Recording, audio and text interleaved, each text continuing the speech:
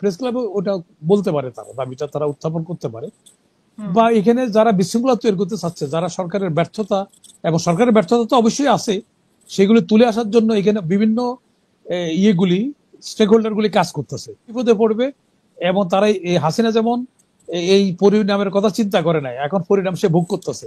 এখন যারা সরকার পরিচালনা আছে তারা কিন্তু পরিণামের কথা চিন্তা করছে না, তারা মনে করছে তারা ফায়দা নিবে এবং ওদেরকে ওদের এজেন্ডা বাস্তবায়ন করবে। ছেলেরা যে সমন্বয়কেরা এখন ফ্যাক্টরিতে আগুন লাগাচ্ছে, কারা কিছু কিছু লোক ছাত্ররা বিভিন্ন নামে হচ্ছে, তো এই ভোটার বাক্স তারা সিল মেরে দিবে, সেটা ভোটার বাক্স ওরা কি করবে? নীরব দর্শক ছাড়া দর্শক মতো দেখতে থাকবে, কিছুই হবে না। তো তাইলে ওনারা তো হচ্ছে যে ওনার ইলেকশন, ইভেন কি ডিসি হতে শুরু করে কেউ কিন্তু ইলেকশন করার পক্ষে কেউ নাই।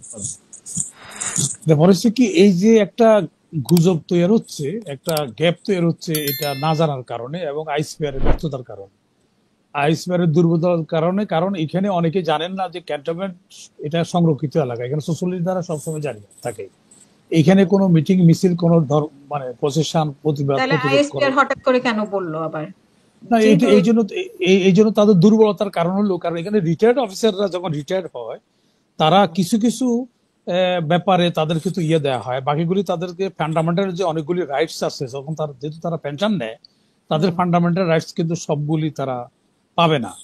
কারণ তাইলে তো তারা কমান্ড করতে পারবে না। তো যেহেতু তারা রেশন নেয়, তারা সিএমএস এ চিকিৎসা নেয়, সেই জন্য তাদের রহিত করা থাকে, তাদের কিছু যে অধিকার, সকল অধিকারের কিন্তু তারা ভোগ করতে পারবে না, বিশেষ করে ক্যান্টনমেন্ট এরিয়াতে। তখন তাদের এলপিআর পিরিয়ড যখন তাদের চলে যায়, তখন সে তারা সিভিলিয়ান হয়ে যায়, যদিও তাদের পেনশন তখনও থাকে।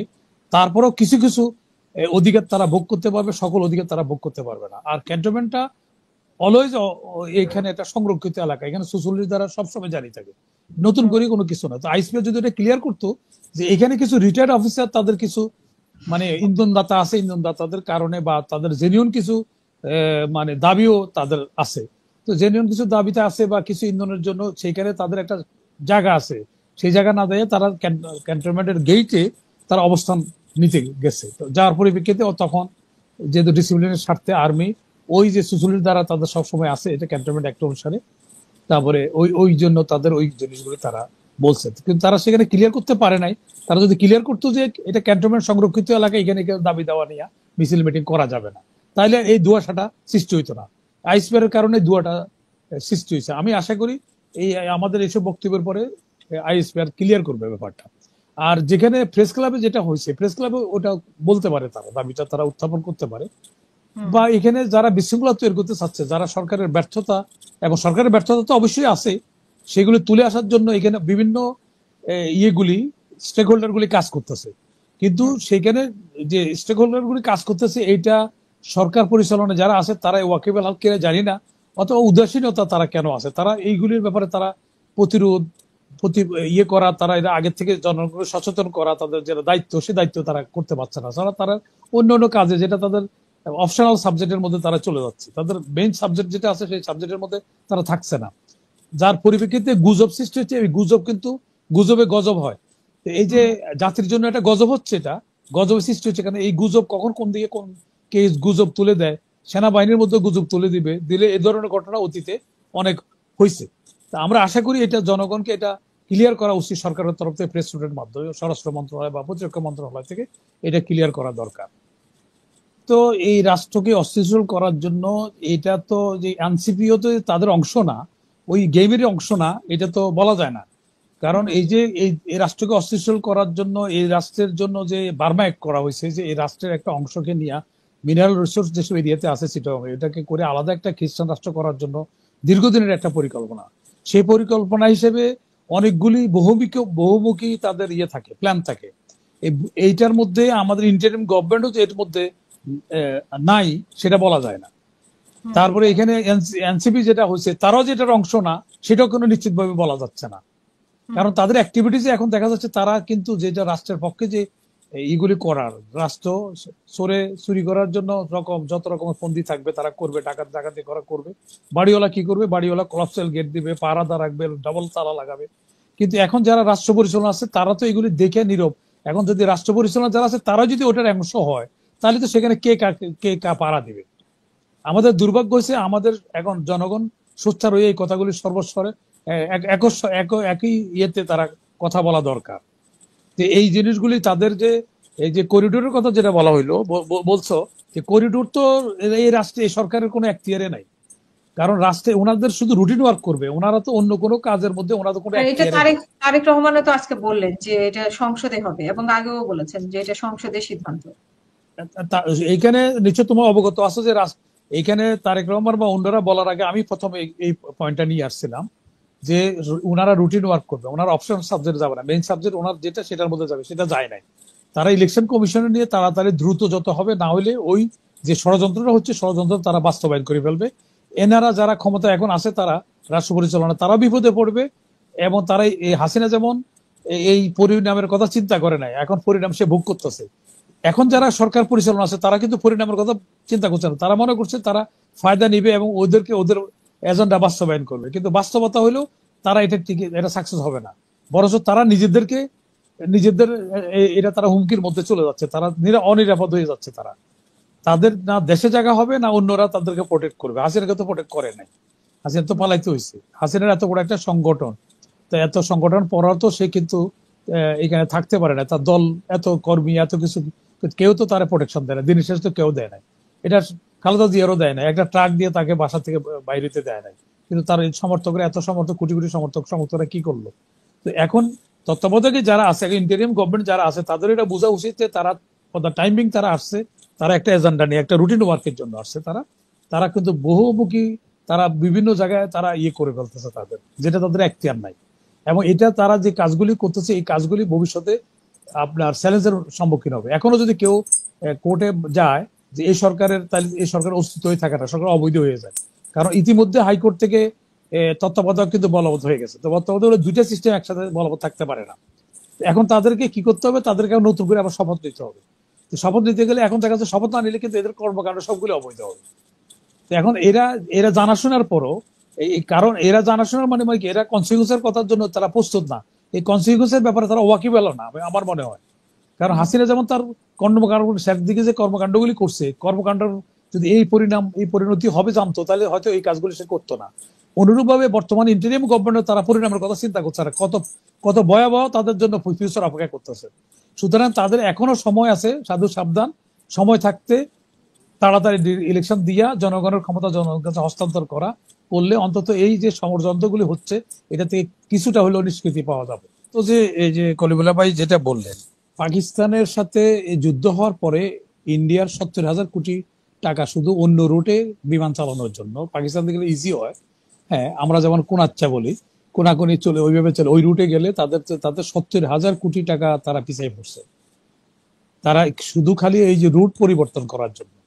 তো আমাদের এখানে যদি আমাদের যেসবগুলি নির্ভরশীলতা আছে, এখন আমরা কিন্তু বলতেছি আমাদের অসুবিধা হবে না, কিন্তু ওরা যখন একটা ব্যবস্থা নিচ্ছে, আমাদের পাল্টা একটা ব্যবস্থা নিলে আমাদের অর্থনৈতিক কিছুটা আমাদের যে ডলার সেভ হয়। যেমন আমরা টাটাটা বন্ধ করে দিই, মারুতিটা বন্ধ করে দিই, আমরা চায়না থেকে আনি এগুলি বিকল্প, তাহলে ওরা নড়ে সরে বলবে, কারণ তাদের বিরাট একটা এখানে আছে। এটা গেল এক। 2 নম্বর হলো যে পরস্পরের সাথে সম্পর্ক ভালো থাকলে আমাদের জন্য সাশ্রয়ী হয়। এখন যদি আমাদের সাশ্রয় না হলে আমরা ওদের ওই রুটগুলি কেন ব্যবহার করতাম? বাণিজ্য এই যে ওদের থেকে মালগুলি কেন আনতেছে? আমাদের সাশ্রয় হয় যেহেতু আমরা আনছি, তাহলে আমরা প্রথম আনলাম কেন? প্রশ্ন এখন দাঁড়ায় না যে তাহলে আমরা ওটা আমাদের কোনো অসুবিধা না হয়, তাহলে আমরা ওদের উপরে নির্ভরশীল হলাম কেন? তো এখন এগুলি তো বললে তো হবে না, এগুলো যারা বুঝার তারা তো বুঝতেছে এই অবস্থা। আর আরটা কি যেন বলা হইলো, আর কি যেন একটা কথা, নির্বাচনের জন্য, সুষ্ঠু নির্বাচনের জন্য। নির্বাচনের জন্য আমি এর আগেও বলছি, নির্বাচন কমিশনটা সঠিক থাকলে তো হবে না, কিন্তু নির্বাচনের যারা অন্যান্য যারা আছে, নির্বাচনের সংশ্লিষ্ট যারা কর্মকর্তা, এরা তো দিনের ভোট রাতে করছে, 15 বছর তারা তো লোকেরা বঞ্চিত রাখছে, তাদের তো একটারও পানিশমেন্ট হয়নি। 2 নম্বর হইলো সিভিল ইলেকশন কমিশনার বা কমিশনাররা তো ভোট বাক্স পাড়া দিবে না।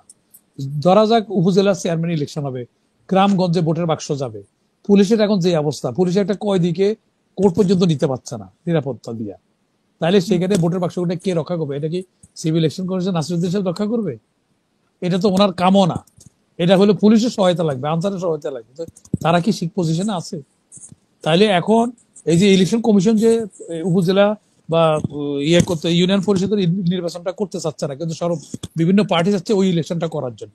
তো বরঞ্চ ইলেকশন কমিশন সঠিক সিদ্ধান্তে আছে এটা, কারণ আগে এমপি ইলেকশন হলে সংখ্যা কম, ভোট বাক্স কম, কারণ হচ্ছে কি তাদের বর্তমান প্রেক্ষাপটে তারা কম বাক্স রক্ষা করতে পারছে না, বেশি ভোট বাক্স কিভাবে রক্ষা করবে? তাহলে এই যে ছেলেরা যে সমন্বয়করা এখন ফ্যাক্টরিতে আগুন লাগাচ্ছে, কারা কিছু কিছু লোক ছাত্ররা বিভিন্ন নামে হচ্ছে, তো এই ভোটার বাক্স তো তারা সিল মেরে দেবে, সেটা ভোটার বাক্স ওরা কি করবে? নীরব দর্শক ছাড়া নীরব দর্শক মতো দেখতে থাকবে, কিছুই হবে না। তো তাইলে ওনারা তো হচ্ছে যে ওনার ইলেকশন, ইভেন কি ডিসি হতে শুরু করে কেউ কিন্তু ইলেকশন করার পক্ষে কেউ নাই।